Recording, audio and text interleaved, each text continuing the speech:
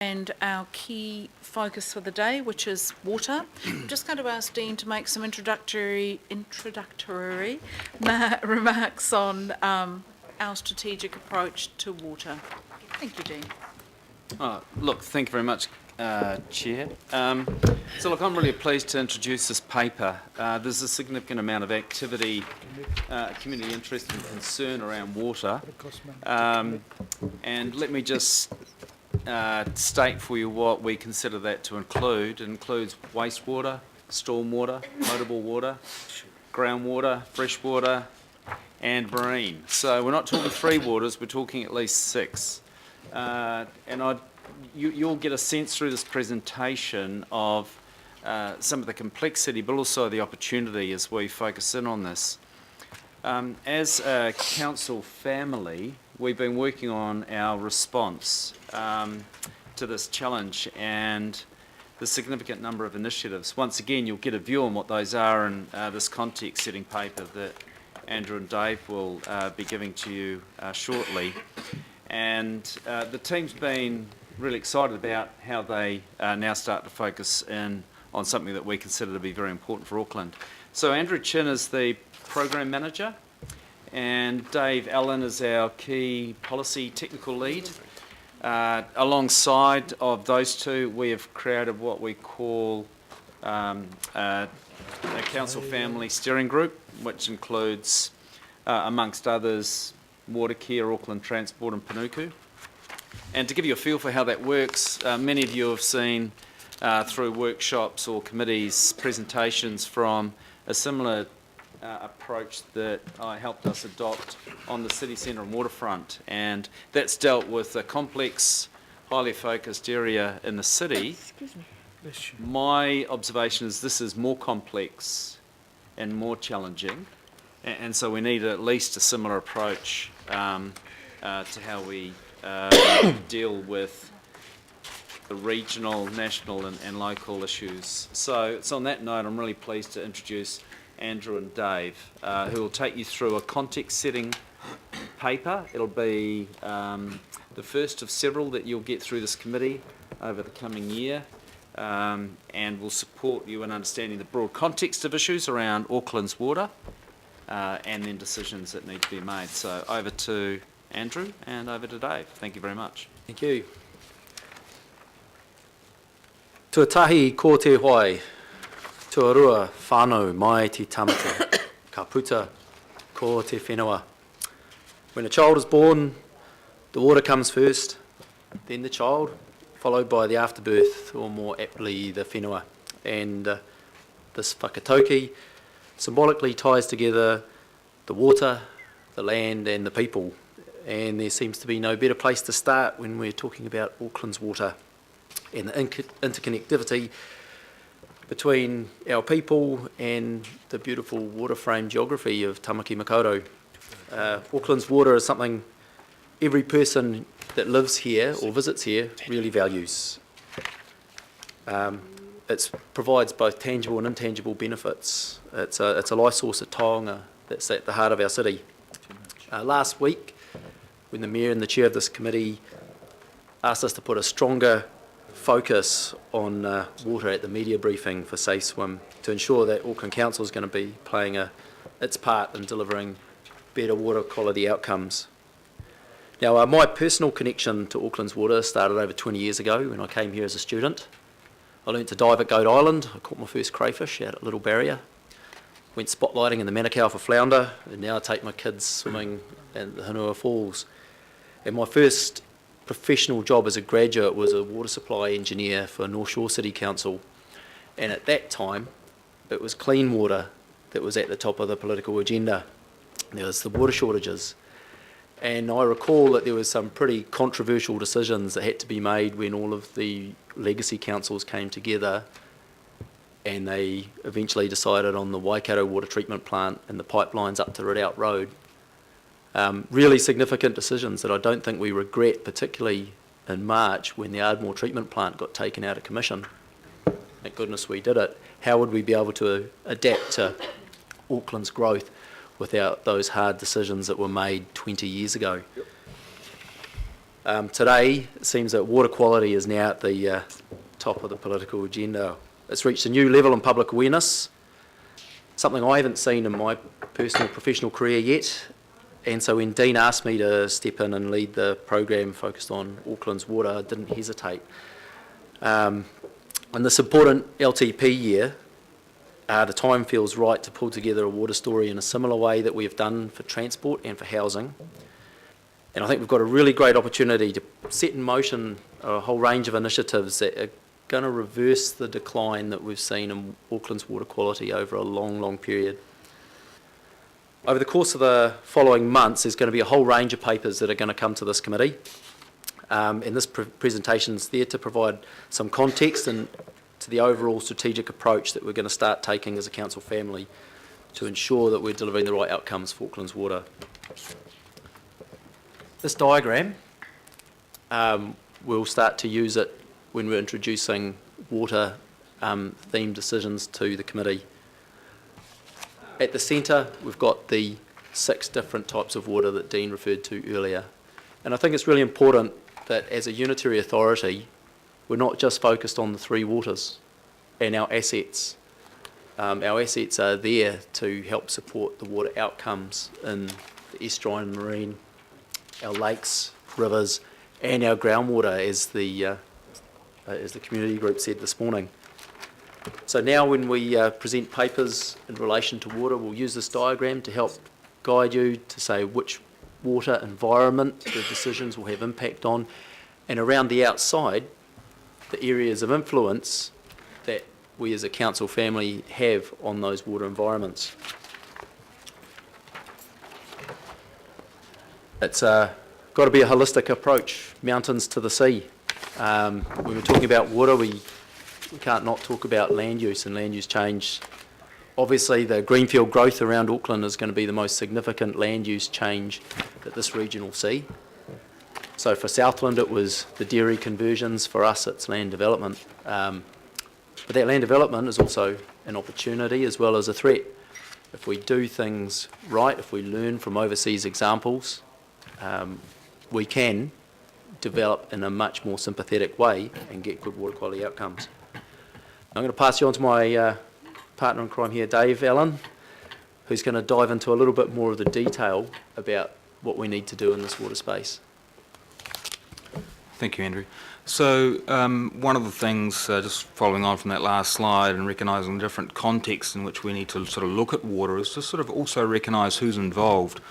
And we wanted to point out, and this is quite a complicated diagram in the end, but I guess what we were trying to say is that there's a number of different parties from different levels of influence, and we can start with looking at the range of groups from a national context, which potentially central government, but there might be a whole lot of other representative groups.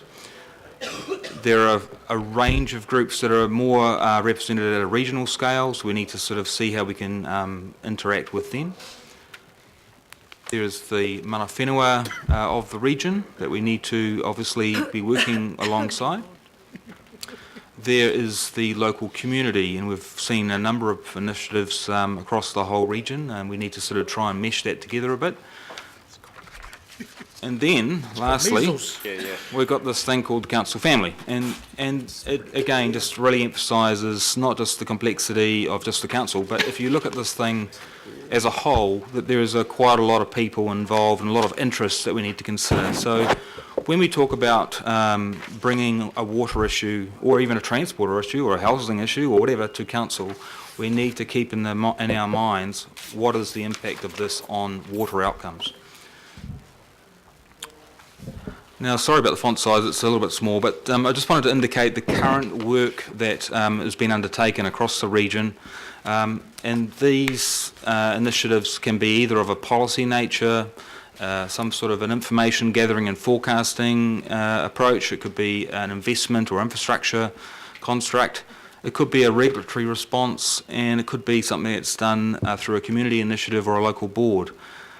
All of these things may have interaction between them, and we just need to be very careful about what levers we're pulling and what effects they have on other parts of the equation.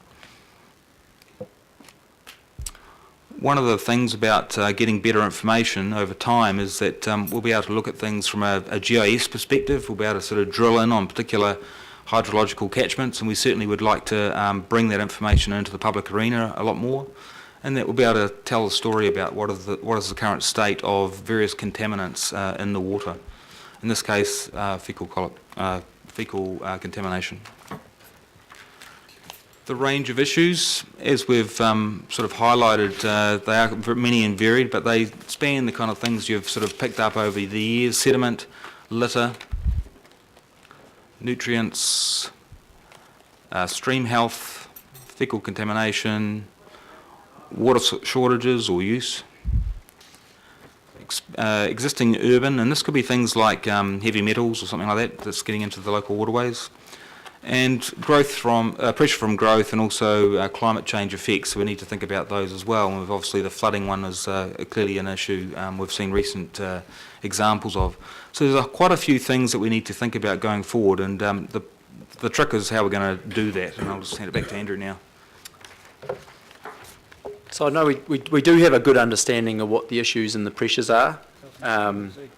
I think another good news thing is we're not starting from scratch. There's a lot of really hard work that's going on in the background and things that are getting done already.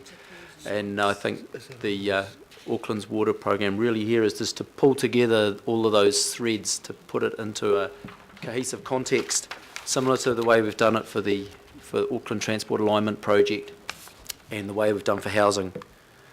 Now today you're going to have the first of the two papers to consider, one on sea change, a marine spatial plan that's focused on the estuarine and the marine water environment, and the policy national and regional sort of level, and also Safeswim program, which is a forecasting and monitoring program focused on both the estuarine, marine and natural water bodies.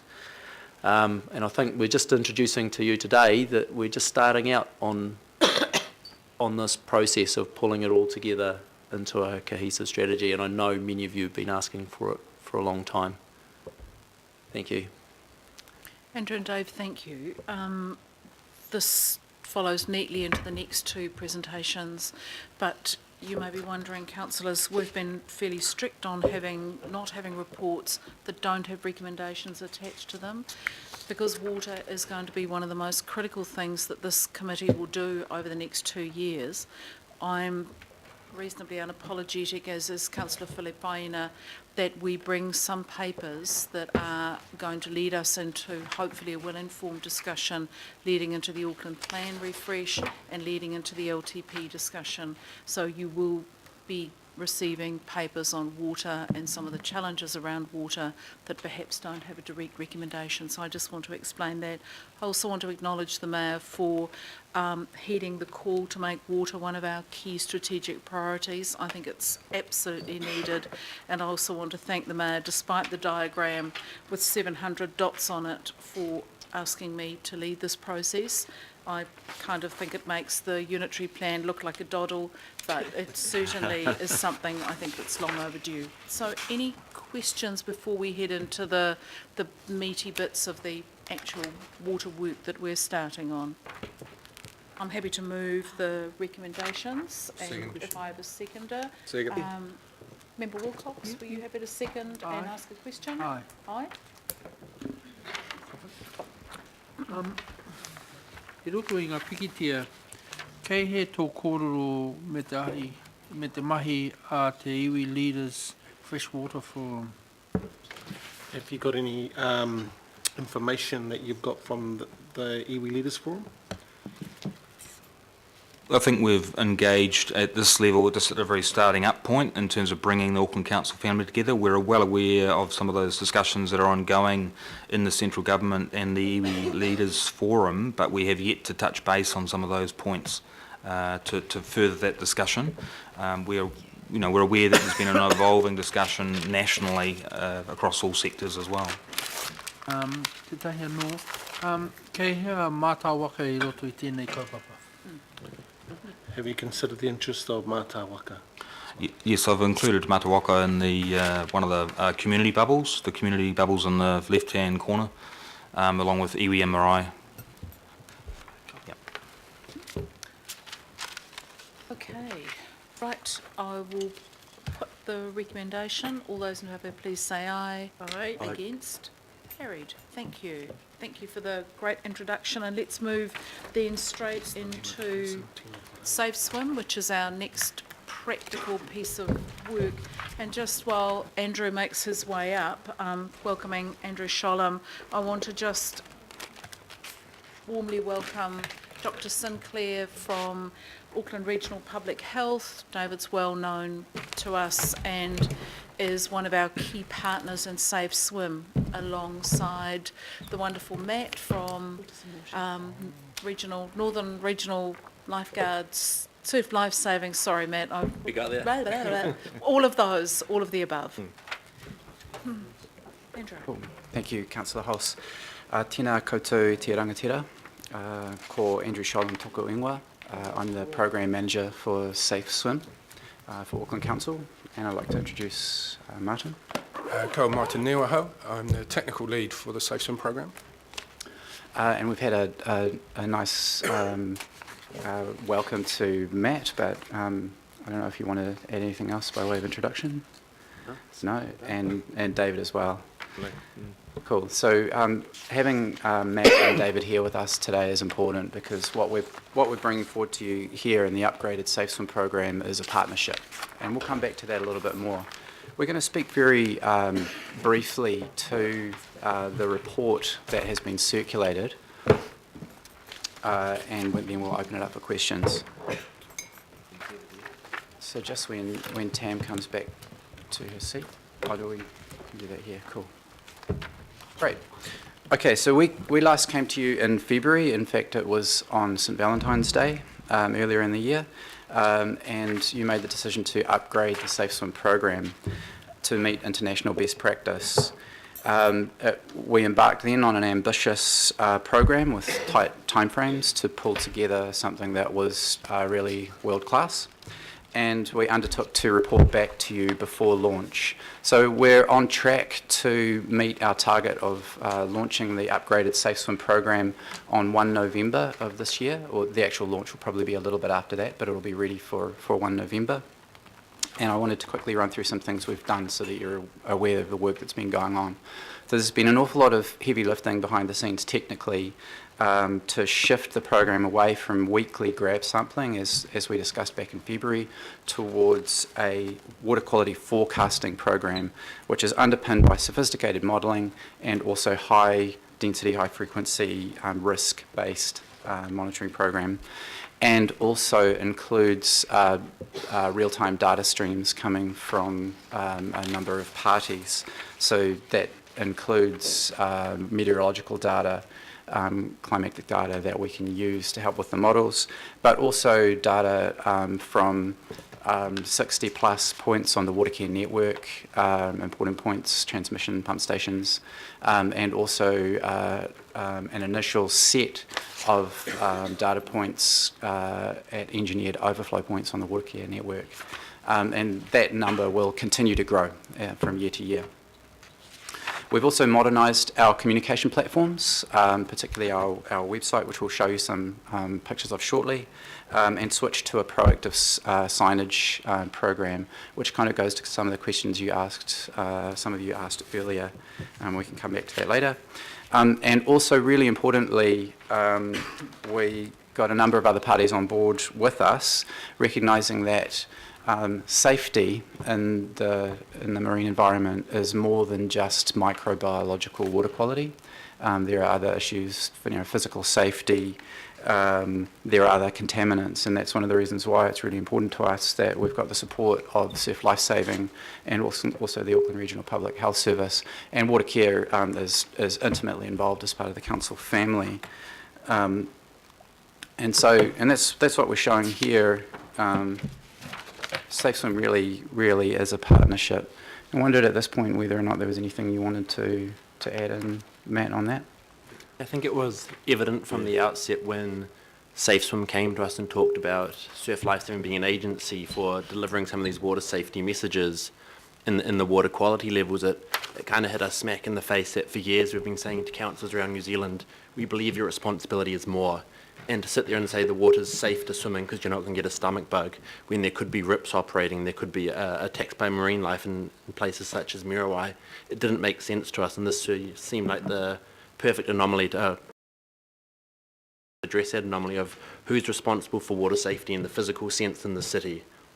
And you have a point of difference to other councils across the country where you're not a regional council, you're a unitary authority. So we thought, why don't we bring the whole thing together? You've got Surf Lifesaving who can deliver on a lot of those outcomes on the water quality and the water safety. But again, it provides a home for Surf Lifesaving as the city grows and looks to use the beaches and waterways more. Thank you. And it's also very important to us that we've got the support of the Auckland Regional Public Health Service to help us make sure that our messaging on public health is lined up, that it's accurate and robust. I'll just briefly comment. It's very gratifying to see how this program has changed over the last sort of 15 plus years that I've been periodically involved in it, and how it's developed. And this is a great initiative bringing together the agencies here. It's a major improvement. Awesome. Thanks, Dave. Thank you. Now, one thing that's kind of flying under the water here a little bit is our engagement with mana whenua. So throughout the process, we've worked actively first engaging with mana whenua representatives through the mana whenua kaitiaki forum that Watercare has pulled together, but also the similar kind of forum that Healthy Waters has pulled together, and also we've engaged with the Independent Māori Statutory Board directly presenting to the board, as well as engaging with the chair of the board and the chair of those forums in order to make sure that mana whenua views are represented in the design of the program right from the beginning. And that's been incredibly helpful actually in helping us focus in on what's really important to mana whenua communities. So just quickly, I'm going to give you a sneak preview here. This is still in development. We're still, almost a couple of months away from launch, but this is what the new web-based platform for Safeswim is going to look like. So if you look at on the left there, you'll see it's very user-friendly, map-based. You'll be able to go to the site and you'll see it'll pop up based on where you are. It'll show you the beaches around you, and it'll immediately give you an indication of the water quality at those beaches. You'll see there's a couple of little orange alerts that we put over there. So if you click on a particular flag, it'll take you to a particular beach. The example that we're giving here is Cheltenham. And as Matt said, the last thing we wanted to do was to encourage Aucklanders to go to a particular beach because it was experiencing good microbiological water quality, only to find that there were ravenous sharks and hideous crashing waves and rips and so on. We didn't want those mixed messages, right? So we're lining that all up. So there's a fully integrated platform for all the advice. And you can see on the right-hand side there as well, because it is a forecast-based system, you'll be able to see not only what the water quality is now, but what it's planned to be, well, what it's predicted to be in the next little while, and it will actually run for 3 days. I'm going to pass over to Martin here to take you through some of the technical detail that sits underneath the modelling, and if Tam is available, can you do that from here?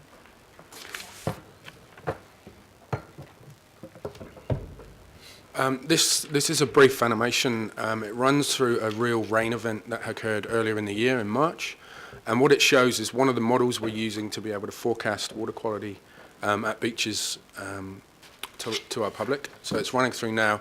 This animation starts on the 6th of March, but as Andrew just fast forward it through, if we let it run in real time now, those grey areas you can see in the Waitemata are the intertidal areas, so that represents the tide coming in and out.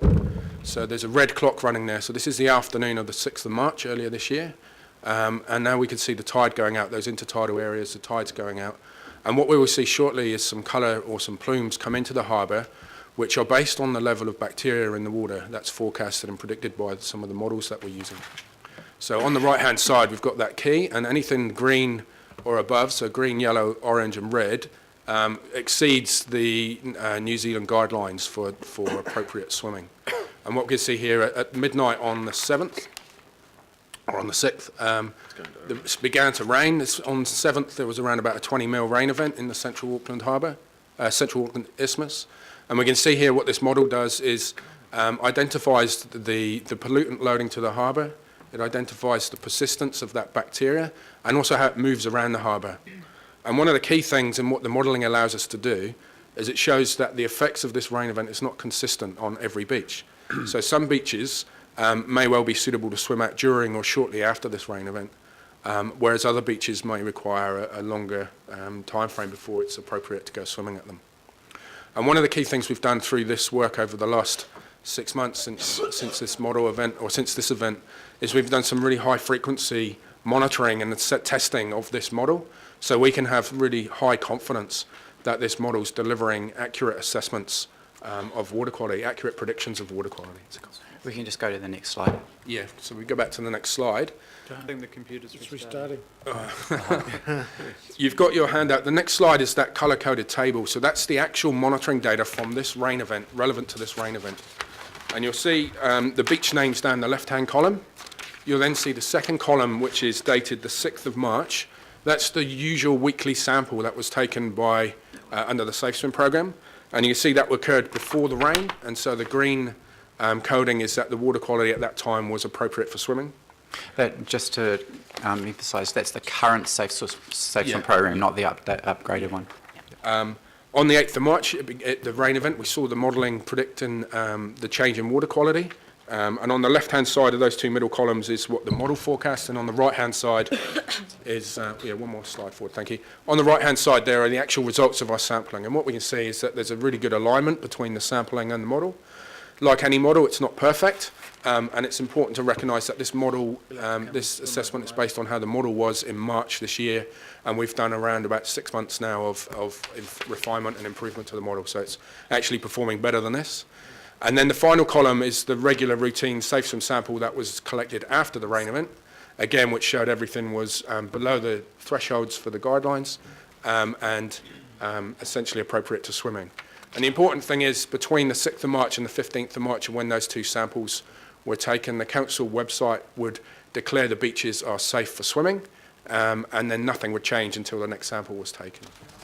So this event on the 8th of March we know happened, wasn't captured by that sampling, and we also know there was another event that we sampled on the 13th of March, which was between these two dates. So it's not a one-off occasion. Seem to have lost the ability to.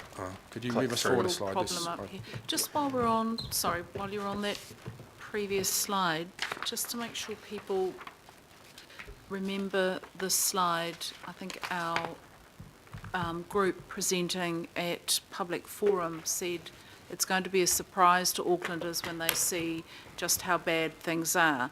Let's remember they have been bad. Safeswim 101 simply just neglected to tell people they were bad, so nothing will have changed on November the 1st. It hasn't suddenly got badder. We're just being completely transparent and honest about how bad it is. I was going to cover that, but essentially, yes, it's just such an important slide. You're right, Councillor. There's no change in water quality. What we're just doing, we're more accurately describing what that water quality is. If we can click forward to the next slide on one of these things. So this just shows you again, Andrew's mentioned the upgraded website already. So on the left-hand side is what the old Safeswim program would presented results in a rather an engaging tabular format on the website. And the new website, that's the landing page. It's a responsive website, so it will respond to the size of screen you're accessing it on. So whether it's a mobile phone, whether it's an iPad type device or a laptop. And the key thing to note from this change is that we're dispensing with the safe, unsafe binary alerts that the council have previously used on their website. And this is really important because the guidelines themselves are based on tolerable risk, so nothing is ever 100% safe. And secondly, as Andrew's talked about already, this program, there's other beach safety issues that are relevant here, not just water quality.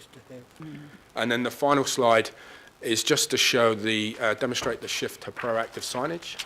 One of the things, Councillor Hulse is correct in that things will look worse, but even the models we've developed so far show that around 85% of the time, things will be, water quality is acceptable for swimming at most of our beaches. So we want to switch the signage around here. So currently the Safeswim program signage is crisis orientated. So the first time the public know about Safeswim is when the council turns up and we put up a warning sign to say don't go swimming at this location.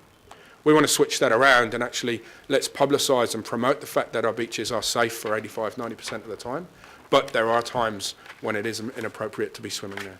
So that's a shift to proactive signage, and it's something we've picked up from the international literature about public health warning, and that the crisis oriented of the previous programs is not delivering what the public needs. So I'll pass back to Andrew now, I think. Thank you, Martin. So just to round things off, on 1 November we'll have a fully integrated platform that will give really user-friendly advice on risk relating to water quality, but also other safety issues, and the entire program will be connected across Auckland Council and Watercare, working really tightly to bring new real-time data to the fore. Also with surf lifesaving, working out there on the beaches, on the patrolled beaches, learning from Melbourne, because there are several other countries and cities around the world that have navigated this transition, and so that's where that example comes up. And so working with surf lifesaving to get those messages out there to the people, and also to be able to have real-time advice on when dangerous conditions pop up, we'll be able to transmit them. And then also with Auckland Regional Public Health Service, making sure that we're nicely on a solid base of information, and continuing to work with mana whenua. So going forward, at the moment this has been a very strongly council-led program with a council governance group, but from now on, and we met, thanks to Councillor Holson and the Mayor for hosting us last week, we got together with all the program partners, and the governance group going forward will have all those other partners in it, so we'll be collectively working together, making those steering decisions as we go. Thank you. Awesome. Thank you, team. Now, Councillor Simpson is happy to move, and I'm happy to second the receipt of the report. And some questions, we'll just go to questions or comments really. Councillor Watson, Councillor Simpson, Councillor Walker, Councillor Casey and the Mayor. We've just, our little thing's frozen here, so we'll just have to go old school and write it down. So we'll start and catch up. Councillor Watson. Thanks. Just a couple of questions. Point 25 in the report refers to the REMU survey, which indicates a low level of awareness with the current Safeswim program with the public. What's the plan or the mechanism by which that awareness then can be raised? Because obviously, if all this wonderful data isn't being accessed, then it's a little counterproductive. So what have we got in line there? Sure. Yeah, so you would have seen some media starting to come to the fore over the last little while, and we're working with the comms departments from each of the partner agencies to get a collective approach to launch and getting increasing public awareness through traditional and online media channels. But also at the same time, we'll be having signs at the approaches to each of the beaches that are covered by the program. So 69 beaches. There'll be multiple signs as you approach the beach, making people aware of the program and directing them to the website. The website will be publicised through council channels as well.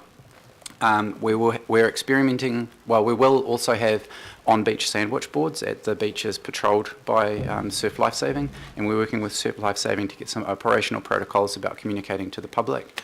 And we're also experimenting with a digital sign, which will be at Mission Bay, and so that will actually have a version of the website up and available. So those are icons that we can build media around. And we're working with REMU, so they'll have social scientists working with the program, conducting intercept surveys. So as people approach beaches in the new season, asking them, what we're trying to do helping? There'll be behavioural surveys, and they'll rerun the same survey that they did before. And from the data from that, we'll be able to go, course correct and change what we do in order to be more impactful. So, in summary, conventional media, new media, working with the comms groups of the partner agencies, but then also doing ongoing reviews of the impact of the program, and then changing if it's not really getting the message out there. Okay, thanks. And just in terms of that signage, 69 beaches, you mentioned that that's a number being monitored, and I understand where Matt and his organisation might come in.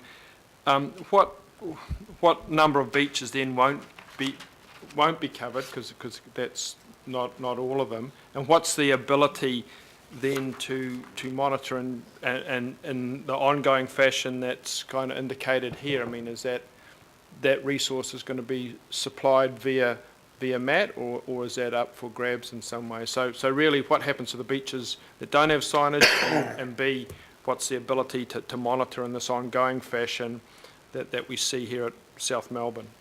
Jeff Lifesaving has 19 patrolled locations throughout Auckland currently, all of which have signs very similar to that, excluding the water quality. So we already talk about the times of patrol, the UV data, and we're looking to just have an add-in which would have the water quality. And so they've got a one-stop shop when they get to the beach or the website to find all the information they need. So for the additional, there will be signage at all of those beaches pushing people to the website. The question on monitoring is, so the Safeswim program as it currently exists, what we're doing for November 1 is rolling over the same coverage. So post November 1 and down the track, we could look at expanding that, but that's a decision that the council and you will make. So what we're talking about in this paper around the monitoring is Safeswim specific monitoring. There is some other monitoring at some of those other beaches going on that we can pick up and filter through into the model, and so people will get information on all of those beaches that are covered. Okay, thank you, Councillor Watson. I'll just check we've got everyone. I've got Councillor Simpson, Casey, Member Wilcox, Mayor Goff, and Councillor Walker. Was there? We'll catch up with everyone. Councillor Simpson. Just half a question actually, because John's taken most of mine. On the signage that you're adding the website to, so I'm interested in how people access the website. Is it a QR code? Is that how are you driving people to the website on the signage? We're just having their web address on the sign. QR codes, there's been variable success with them over time. Not many people actually, there's different views about how effective they are, but actually having just the website address on the sign was considered a good first step. Sorry, thank you. Because, the Auckland Council website is, quite complex, and there's a lot of things to go, because you want to take people right to that actual So we'll go direct to that page. Down the track, what we could do as well is look at having beacons, and so people will actually get push notifications as they come close to the beach. But that's a. So I think the use of digital stuff is something that we have to all aim for. The old days are gone. We need, apps and stuff are going to be the way that people are going to access information. So just keen to progress in that direction. Thank you. Thank you, Councillor Simpson. Councillor Casey. I want to ask you a couple of questions about those beaches that have ongoing water quality issues like Meola Reef and Cox's Bay. First question is, I spent some time recently with this, it looks up at Meola Creek, and a lot of their signage went back to old Auckland city days. In other words, it's been there and graffitied for years and years and years. There's nothing alerted to it. So presumably, maybe people ignore it.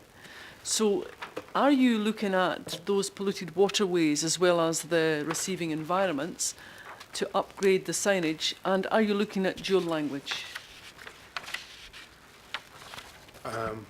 Well, I might come in on that one and just quickly.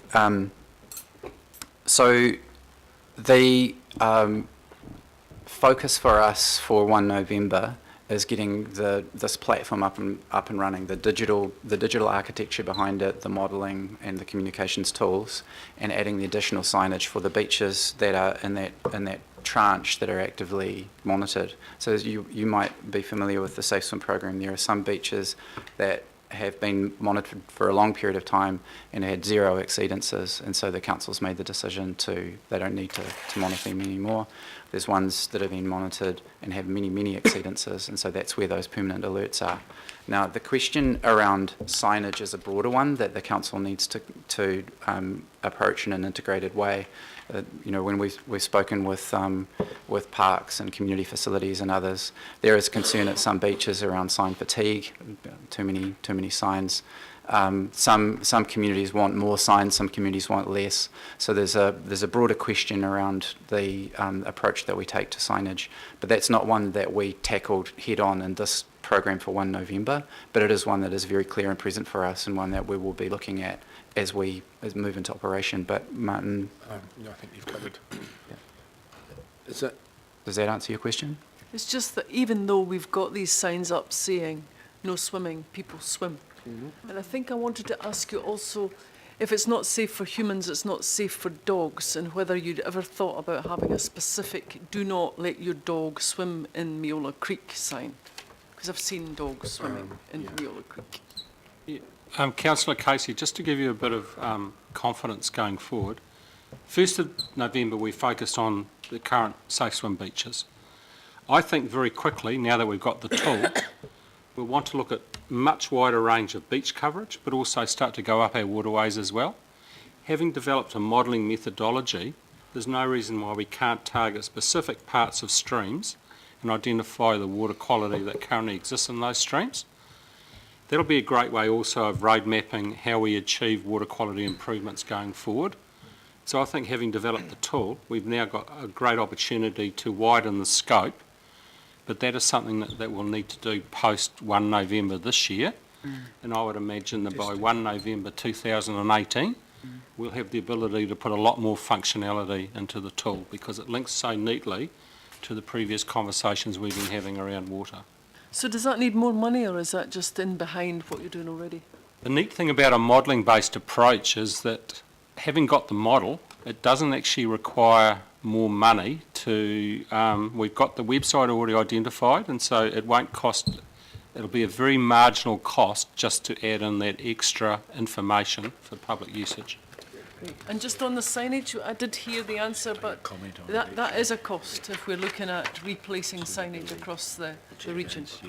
That would come at an extra cost, and I think we need to look at our whole signage strategy, because at the moment we are getting to the stage of signage clutter at some of our beach locations. So I think we need to get a bit smarter about the way we actually look at a whole signage strategy around all of our public locations. And the other question that wasn't answered was dual language. It is Māori Language Week, and the Mayor did say we should start to, if we've got new signage, we should start rolling out dual language. I'd be very supportive of taking that approach when it comes to our signage. Great stuff, thanks Craig. Did you notice, Councillor Casey, it's actually on the website is dual language, it's bilingual. Don't have the website Yeah. up. No, just on our presentation.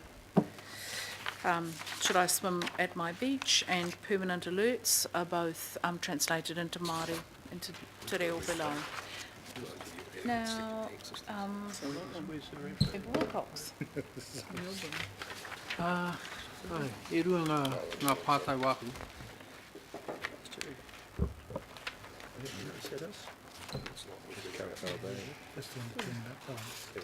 You right, Cam? I've got 2 questions. Ko te tūtahi, he ate ingoa Māori mo te swim safe? What's the Māori word for swim safe?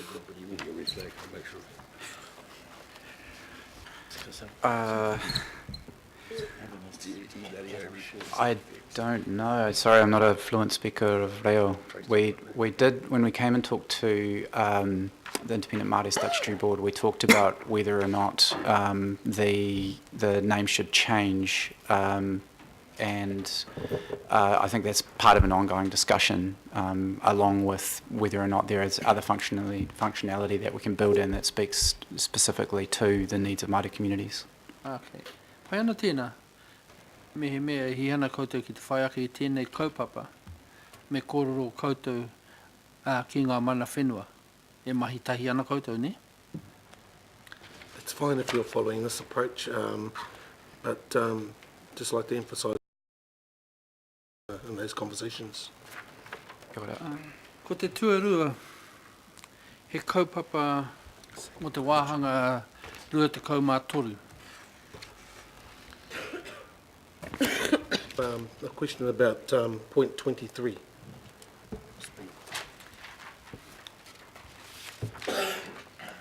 Tāku pātai mo tēnei. E ahanga mea e purukati ana ngā kaupapa a te kawanatanga, ngā kari a te kawanatanga. Kia purukati I te kaupapa rāhui. Asking about what are some of the things that are implicating around that are implementing problems around implementing rāhui? So to just contextualise this, when we spoke with both mana whenua kaitiaki forums, the water care and the healthy waters one, and then IMSB, there was a very strong message coming back that there needed to be a more effective mechanism for giving rāhui, and there was a whole litany of examples of where there were all sorts of different problems with messages being disconnected between different responsible agencies, so the police, maritime safety, different aspects of the council. So there's so many different players involved in actually issuing a rāhui on the Pākehā side, but then also making sure that it was clearly mandated on the Māori side and at what level that mandating sat. And so what we did was we talked with those groups, and the suggestion at the moment is to begin a path and start teasing out what some of those complexities are and start developing appropriate solutions over time. So in the first instance, we focused on issues where koiwi might be disturbed or where people might have passed away in the marine environment. Those being more kind of, although there are several parties involved, we could identify them quite clearly. And so then we could start teasing out how we build rāhui into the Pākehā management system. Now, we're stepping through that at the moment. So we're working in particular with the chairs of Independent Māori Statutory Board and the mana whenua kaitiaki forum and getting their feedback on suggestions. So at the moment we're just processing that and figuring out where to go forward. The simple answer is there are quite a few different complexities in there, and we just need to, we're still in the process. We're very committed to sorting it out. He pātai anō mō tēnei. Pēhea Auckland Transport ki tēnei kaupapa? Just have another question, just wanting to know how does Auckland Transport fit into this? What are they thinking about this? Yeah, so the conversations with the other CCOs is part of that broader paper that I think that Dean, Andrew and Dave introduced. So Safeswim is part of an integrated program. So it is through that program that the other CCOs are involved in this. E pāna ki te wāhanga rua te kaumātoru? Auckland Transport, tērā te tino pātai. Yeah, if they got any, in regards to clause 23, if they got anything specific in terms of temporary closures for rāhui. Oh yeah, sorry, to speak specifically to that, that's one of the complexities that we're working through at the moment, wanting to understand how we align our systems. Goff. Oh, thank you very much, Madam Chair. Just really a comment, because I think when this information hits the public, people are going to be pretty shocked. The information that we've all been relying on from our Safeswim program, which has been conscientiously following national guidelines, actually is now revealed as being providing information that's 3 days out of date and hopelessly inaccurate. And I think the figures you gave us the other day in terms of exceedancies, the new program will be 20 times more accurate in reflecting that. Reaction will be shock, and that will be followed by a demand to know why this is happening, and then followed by a demand to know what we're doing about it. And rather than be worried about that, I think we should take that as a positive.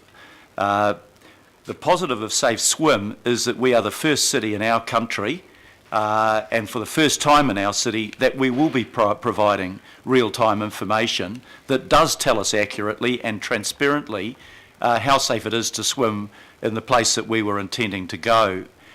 But what I think we need to do is that we need to build on the public response to this to say, yes, there are solutions to the quality of our water that we swim in and the state of our beaches, but they will also cost money. And we'll be seeing in programs that will come before us, including workshops next week, what some of those solutions are, and they are really expensive. They're really expensive in total, but actually if you brought it down on a person-by-person basis, actually it's a small investment that we'll have to make. But I think we should be prepared for the public response, and we should be absolutely upfront with people that we have programs that will now address this, including the interceptors and including the storage tanks and including the green infrastructure that we're putting in place. But I think, as we heard from the representations that were made to us right at the start of the meeting today, that people will be ready to make a change, and we need to be ready to respond to that and to show that we have got those plans here and ready to go. The other thing I welcome about this is that you might not have picked up is that there'll be something like 120 remote sensors in place outside our overflow sites. So that will back with real-time data what our forecasting is also doing. So we come out of this with a much more honest and transparent and open system, but we should also be ready to say, this isn't good enough for 21st century Auckland, we've got to make a difference, and this is what we are intending to do. Awesome, thank you, Mr. Mayor. 21st century monitoring and science for 21st century environmental standards. Spot on. Councillor Walker. Sure. Just want to pick up on the response that Grant made to Kathy's question, and that was around your indication that we will indicate effectively where the point problem is. That is where the, say, the sewage overflow or the like is originating, which was a question that I asked earlier. I would just like to emphasise some urgency around that. This problem, just putting a sign up at the location where everything ends up is fine, but we need to indicate the source. And modelling is fine, but I guess the point that I would make that's based on previous questions is that stormwater and also water care know exactly where the locations are that the sewage bubbles up, where the manholes raise up, where there's a storm event. We've got a lot of data on this. So by all means, let's do some modelling, but the modelling can be based on actual data. And we should really have those signs up now, because it's sure about Safeswim, but the overriding concept that I'm picking up from the previous discussions is it's about safe water. Safe water. Do we need to add anything? I think we've kind of covered those points. Okay. Thank you, Chair. And I remember at the beginning of this term, when Craig and them brought the issue around our Safeswim to us and Your Worship the Mayor, and seeing it now into what we're seeing here is actually very good. But I do want to pick up on what Dave Allen said in the previous item around being honest, Your Worship, and I agree with you, is being honest, especially when the previous PowerPoint was around fecal contamination, and it's about us being honest with the community. This in particular is the same thing.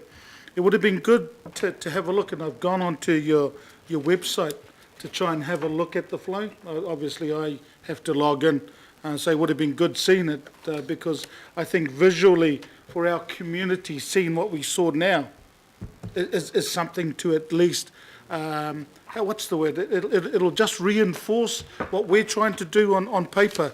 So, I mean, I try to get in. I don't know what I need to do just to have a look at the flow. I don't think it's live yet.